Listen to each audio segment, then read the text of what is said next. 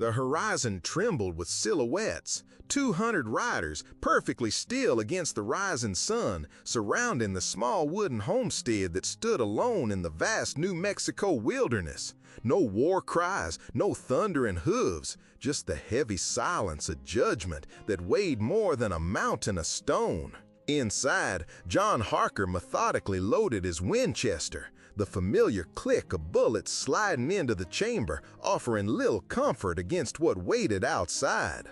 The Apache warriors had come for blood or justice, perhaps both. Through the cracked window glass, he could see their painted faces, their feathered lances catching the first golden rays of daylight. His neighbor's warning from yesterday echoed in his mind like a funeral bell. Water's worth more than gold out here, Harker. Waste it on an enemy, and you won't live to regret it. Harker's weathered hands moved to the worn wooden cross hanging above his fireplace, his late wife's most treasured possession. He touched it briefly, a silent prayer passing through his lips before returning to the window. Through the dust-streaked glass, he watched as the imposing war chief at the center of the formation raised his hand in a signal. The circle of mounted warriors began to close in, their approach deliberate, like the slow tightening of a noose. "So this is how it ends," Harker whispered to himself, the taste of irony bitter on his tongue. 30 years surviving the harshest territory in the West, only to die because he couldn't turn away from a dying man. Somehow, the thought brought him a strange peace. The warriors were 50 yards away now, 40, 30. But how did a simple act of mercy bring an army to his doorstep? The story began, as most fateful tales do, with a choice that seemed insignificant at the time. Just 24 hours earlier, Harker had been returning from a failed hunting expedition, his mood as dark as the thunderclouds gathering on the distant mountains. 3 days without a proper kill, his canteen nearly empty, the merciless July sun beating down on his weathered face like God's own judgment. The drought had claimed its 5th month, turning streams to dust and cattle to bone.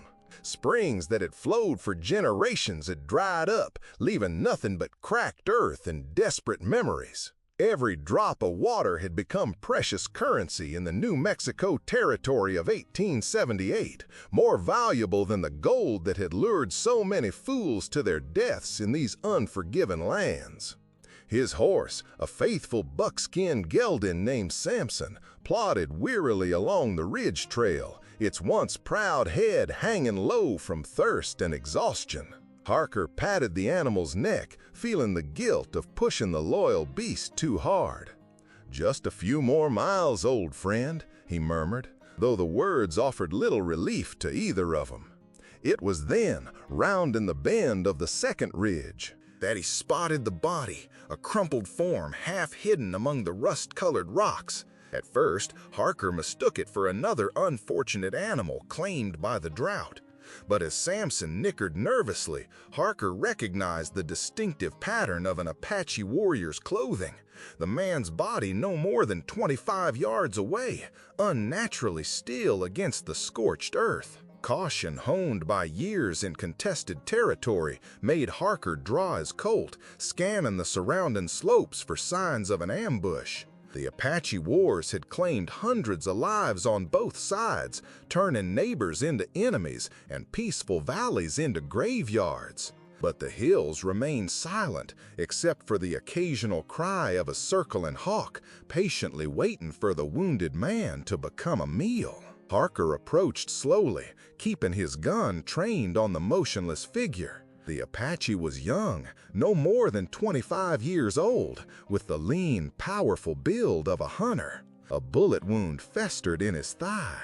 The crude bandage soaked through with dried blood and yellow discharge. But it was the man's face that caught Harker's attention. Lips cracked beyond bleeding, eyes sunken into hollow sockets, skin pulled tight across high cheekbones. Without water, he wouldn't last another hour under the punishing sun. The Apache's dark eyes flickered open at Harker's approach, proud, defiant, expecting no mercy from a white settler. Their peoples had been killing each other for generations, locked in a blood feud. Neither side remembered starting, but both were determined to finish. The rational choice was clear. Ride on, save the water, let nature take its course. One less Apache warrior meant one less threat to the scattered ranches and homesteads. No one would know. No one would blame him. Harker uncorked his canteen, feeling its lightness. Barely a cup of water remained, his lifeline for the 10-mile journey home through the baking afternoon heat. He looked at the wounded warrior, then at the distant horizon where his cabin waited. Something in the young man's unwavering gaze stirred a memory of Harker's father, who died of thirst in similar circumstances after Comanche raiders stole his horses and water 15 years earlier. "You speak English?" Harker asked, kneeling beside the wounded man, keeping a cautious distance. The Apache's eyes narrowed, suspicion mixing with the pain evident in his face. "Enough to curse you, cowboy," he replied, his voice a dry rasp that barely carried over the whisper of the hot wind. Despite himself, Harker felt a smile tug at his lips. "Reckon that's fair enough." He extended the canteen, its precious contents sloshing audibly in the silence between them. "This'll be our secret then," he said, supporting the Apache's head gently. "Drink slow now, or you'll bring it right back up." The wounded warrior hesitated, pride warring with desperate thirst. Then, with a slight nod of acknowledgement, he accepted the canteen and drank with the careful discipline of one who understood water's value in this unforgiving land. When he finished, Harker tore a strip from his own relatively clean shirt to rebind the wound, noting with concern the heat radiating from the infected flesh. "Name's John Harker," he said, working methodically to clean the injury as best he could with the limited supplies he carried. "You got people looking for you?" "Many," the Apache whispered, his gaze now evaluating Harker with new intensity. "I am Taklashem, son of Chief Nanton Lupon." Harker's blood ran cold, his hands momentarily freezing in their work. He'd just aided the son of the most feared Apache war chief in the territory, a man whose very name caused settlers to check their rifles and bar their doors. Nanton Lupon had led dozens of raids against army patrols and settlements, earning a reputation for tactical brilliance and uncompromising ferocity in protecting Apache lands. "Well," Harker said after a long pause, "that complicates things considerable." With significant effort and no small amount of pain for both men, Harker managed to get Taklishem onto Samson's back, ignoring the horse's protests at the additional burden. The journey back to his homestead was slow and fraught with danger. Twice they had to hide from passing settlers who would happily shot the Apache on sight, and likely Harker too for aiding him. The afternoon sun beat down mercilessly, and Harker found himself stumbling as dehydration took its toll. Several times, Taklashem offered to return the canteen, but Harker refused, knowing the wounded man needed it more. "Why not leave me?" Taklashem asked during one rest, his fever-bright eyes studying Harker with genuine confusion. "Your people would call you hero for letting Apache die." Harker adjusted the warrior's position on the horse before responding. "My people don't speak for me," he said simply, "and I reckon I've seen enough dying to last several lifetimes." By dusk, they finally reached Harker's modest cabin, nestled in a small valley with a view of the eastern plains. The structure wasn't much, 2 rooms of rough-hewn logs with a stone chimney and a small corral for livestock. But after 15 years of hard work, it was the only place that felt like home since leaving Tennessee as a young man.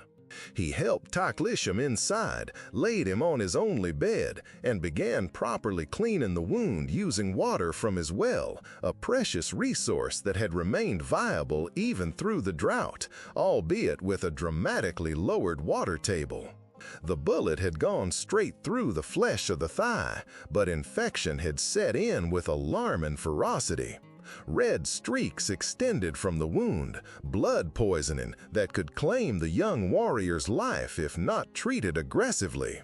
"Why help enemy?" Taklisham asked through gritted teeth as Harker worked to drain the infection, applying a poultice of herbs he'd learned to use from an old Mexican healer years before. "My pa taught me a man's character is what he does when nobody's watching," Harker replied, focused on his work. "Just seemed the right thing. Besides," he added with a grim smile, "way I see it, we got common enemies out here that don't care what color a man's skin is. Thirst, hunger, and those who profit from others' suffering." Through the night, Harker tended to Taklisham's fever, replacing cool compresses and forcing him to drink willow bark tea for the pain. The Apache drifted in and out of consciousness, sometimes speaking in his native tongue, other times watching Harker with an inscrutable expression that revealed neither gratitude nor hostility. Dawn brought what Harker had been dreading, riders approaching his isolated homestead.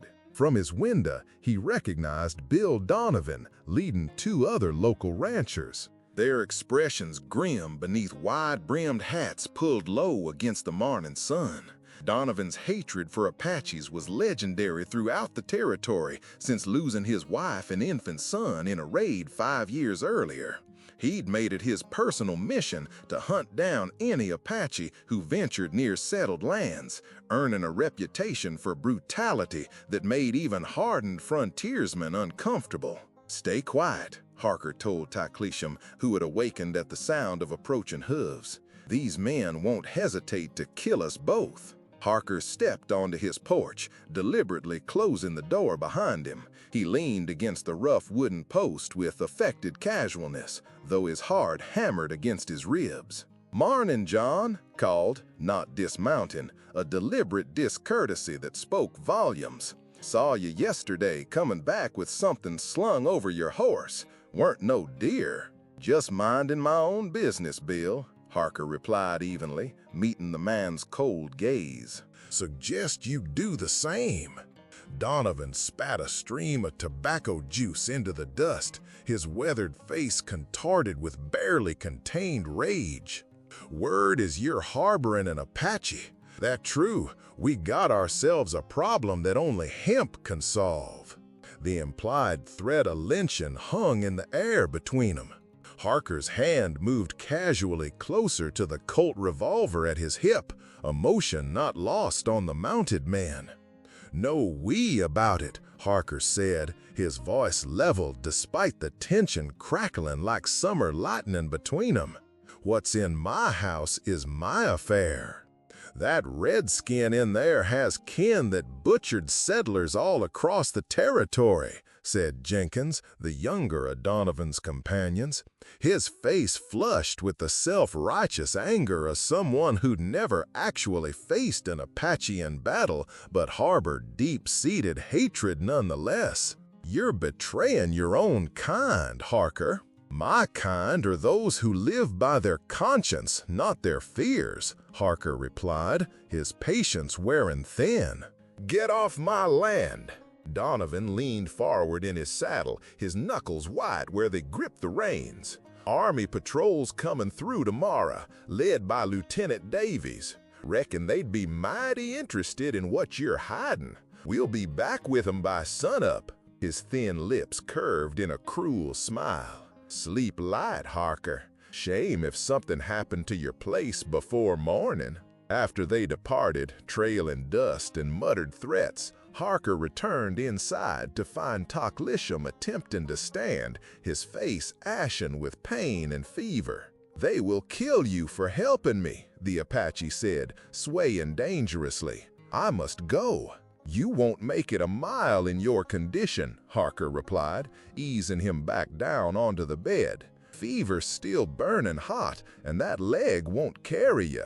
Better I die in open land than bring death to one who showed kindness," Taklisham insisted, though he lacked the strength to resist Harker's gentle pressure. "Nobody's dying today." Harker said with more confidence than he felt. "Rest now. We'll figure something out." Throughout the afternoon, Taklisham's condition worsened despite Harker's best efforts.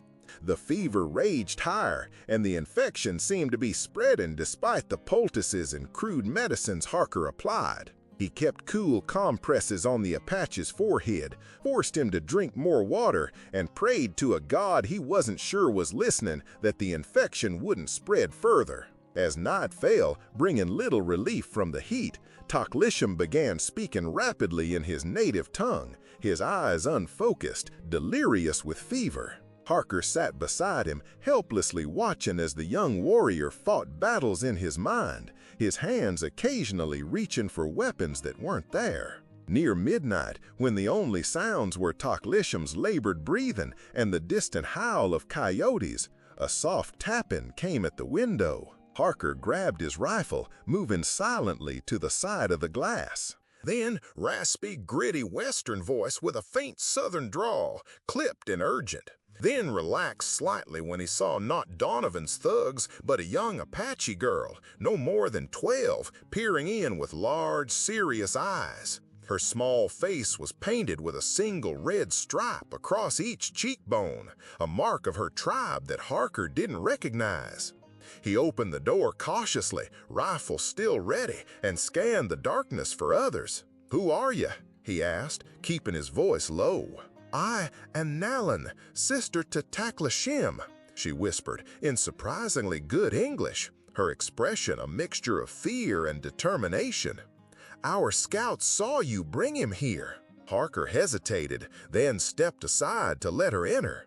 She rushed immediately to her brother's side, speaking soft words in Apache while examining his wound with the practiced hands of one familiar with treating injuries. "How bad?" she asked Harker, not looking up from her examination. "Bad enough," he admitted. "Fever's been climbing since sundown." From a small leather pouch at her waist, she produced various herbs that Harker didn't recognize and began mixing them with water from his bucket. The strong, earthy smell filled the small cabin as she worked. "Our father sent me to find him," she explained, applying the mixture to her brother's wound with gentle precision. "I tracked for 2 days, following where our scouts had seen him last." "Your father is Chief Nanton Lupin?" Harker asked, struggling to reconcile this small, solemn child with the fearsome reputation of the Apache war chief.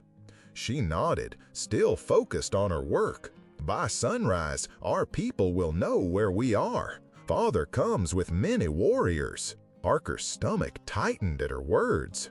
"There's also riders coming at dawn," he said grimly. "White men who want your brother dead, and likely me too now."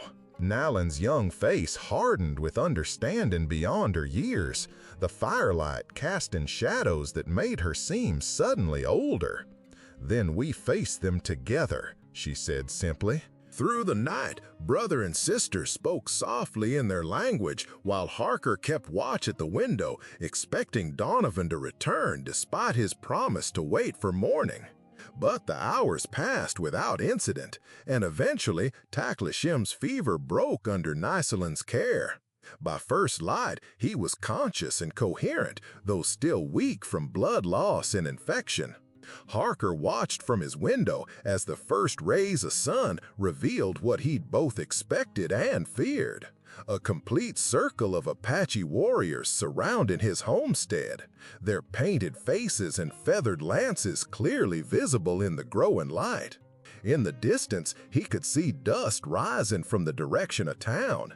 Donovan was coming with the army patrol, right on schedule. "Your people are here," Harker told Taklishim, helping him to sit up and drink some water. "And yours," the Apache replied, nodding toward the approaching dust cloud. His eye, clear now of fever, met Harker's with unexpected warmth. "You could have fled in night." "This is my home," Harker said simply. "A man can't keep running his whole life." He loaded his rifle and checked his revolver methodically, the familiar routine calming his nerves. "Looks like neither of us is getting out of this easy." The standoff began as Donovan arrived with 6 Army soldiers led by Lieutenant Davies, a young officer with a carefully neutral expression that suggested he was evaluating the situation rather than jumping to conclusions. They halted at the sight of the Apache warriors, quickly forming a defensive position with practiced efficiency. The lieutenant, after a brief consultation with his men, rode forward with a white handkerchief raised in the universal signal for parley. He stopped halfway between his troops and Harker's cabin, his back straight in the saddle, presenting the bearing of a man determined to prevent bloodshed if possible. "John Harker," he called. "I'm ordered to search your property for hostile Indians. Come out with your hands visible." Harker stepped onto his porch, rifle lowered but ready, conscious of Taklashim and Nalin watching from inside. "Lieutenant, we've got a situation here that needs delicate handling," he replied, projecting his voice to carry to both groups. "There's nothing delicate about it," Donovan interrupted, spurring his horse forward to join the lieutenant, despite the officer's obvious annoyance at the interruption. "He's got an Apache in there, and those savages have us surrounded." From the circle of warriors, a commanding figure rode forward, taller than the others, his face painted with red and black designs that spoke of both war and authority. Chief Nantan Lupan himself, his barren regal despite the simple buckskin clothing, eagle feathers adorning his long black hair that showed streaks of gray. The stories hadn't exaggerated his presence. Even from a distance, the power and intelligence in his gaze were unmistakable. The chief stopped his horse directly opposite Lieutenant Davis, the two leaders facing each other across an invisible line with Harker's cabin at the center. "My son entered your lands hunting the men who killed his cousin," the chief said in perfect English, surprising the soldiers who'd expected grunts or sign language. "He was shot and left to die. This man," he pointed to Harker with a decorated lance, "gave water when yours would give only bullets." Lieutenant Davis shifted uncomfortably in his saddle, clearly caught between his orders and the unexpected complexity of the situation. "Chief, we have no quarrel with you today, but that wounded warrior must be questioned about recent raids on the Wellington homestead. 3 people died, including a child." "My son was tracking those responsible when he was shot," the chief replied, his face impassive, though his eyes flashed with controlled anger.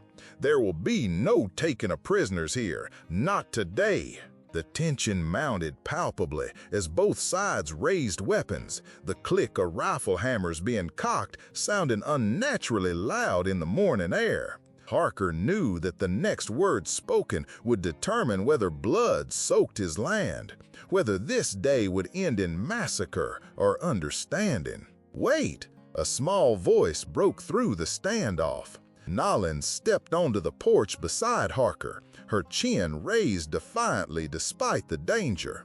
Behind her, Taklishim appeared in the doorway, leaning heavily on the frame but standing through sheer force of will. "I was shot by thieves," Taklishim announced, his voice weak but carrying conviction. "Not soldiers, not settlers.